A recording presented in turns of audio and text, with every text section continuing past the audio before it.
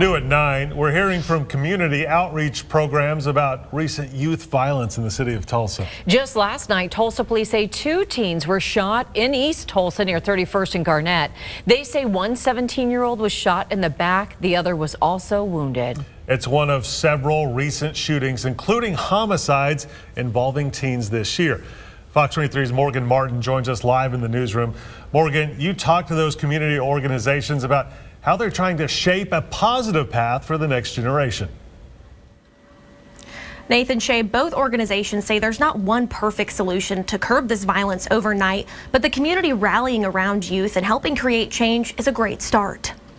Things are getting more and more intense. You know, it may not be as many homicides right now, but just the gun violence itself has increased more and more. And so many stray bullets and people getting shot by stray bullets and our babies getting shot in the middle of the nighttime. You know, frankly, it's unacceptable. I caught up with Tulsa Dream Center Executive Director Tim Newton as teens played basketball during their evening program. He says it's a place where they can grab dinner and engage in something positive.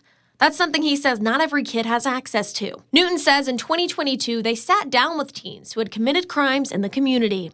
Over 60% of them that committed crime, they said they would not commit that crime if they just had an activity they was a part of. So the center, among so many community organizations, has tried to be really intentional in creating activities to keep kids out of violent scenarios. Abby Sutherland with Big Brothers Big Sisters of Oklahoma and Tulsa says she's seen the positive impact on at-risk youth by pairing mentors with kids ages 6 through 18. It's actually even been proven by research that when they are in a child's life as a mentor, they are changing that trajectory for the child. So their positive influence kind of relays onto that child. Sutherland says they've seen it firsthand over the years. 99% of our littles actually being matched in the program helps them stay out of negative interactions with the police. And 91% of our littles, once they're matched, they can avoid or reduce their use of substance abuse. Newton says things like more resources to create programs for young people, more volunteers, and working together as a community are a great start to making positive change. As a community, we need to come together and pray